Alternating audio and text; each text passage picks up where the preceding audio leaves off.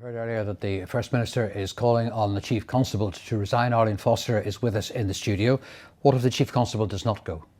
Well, first of all, let me say why I am calling on the Chief Constable to consider his position. I think there's a real crisis in policing tonight, in justice and in the rule of law by this decision. And if you look at the reasons given by the DPP as to why he is not directing prosecution, just in this case, in other cases he is directing prosecution, but in this case he's not. And one of the key elements is that the police were involved in the organisation, facilitating, actually going to the house a couple of days before the wake and seeing 400 people gathered there, but still not intervening.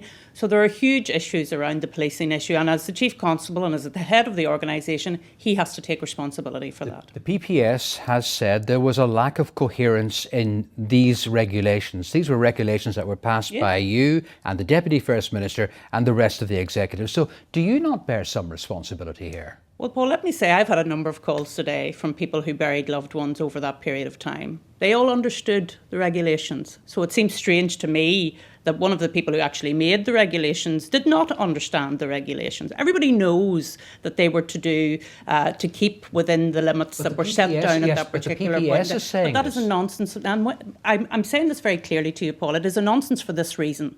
Day one of law school, you are taught that ignorance of the law is no defence. So even if she was ignorant of the law as it was at that time, she had to abide by that law, and she did not.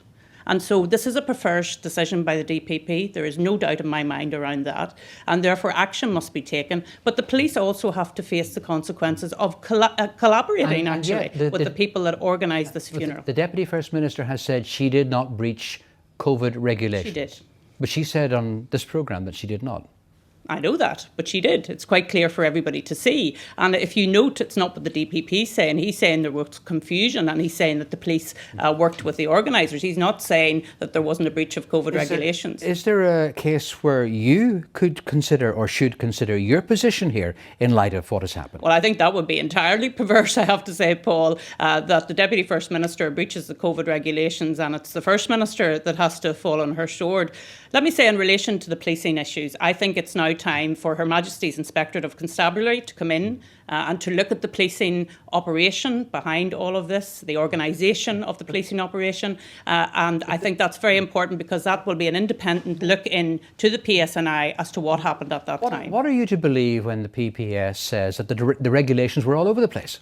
Look, the fact of the matter is people understood the regulations. They kept to the regulations.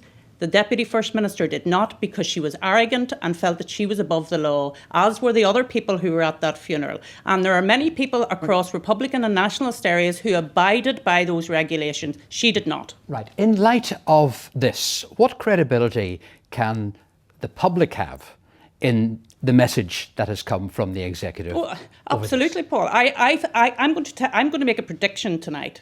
There will be many people who will look at our regulations now and say, do you know what?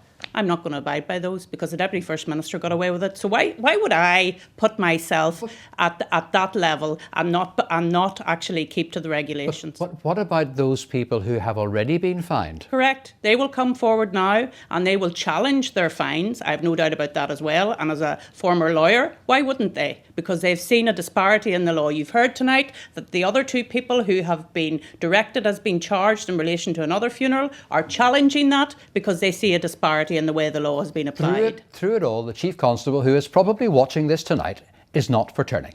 Well, that's a matter for him. I deeply regret that because if he was concerned about confidence in policing, as I am, he would leave. Arlene Foster, thank you very much. Thank you.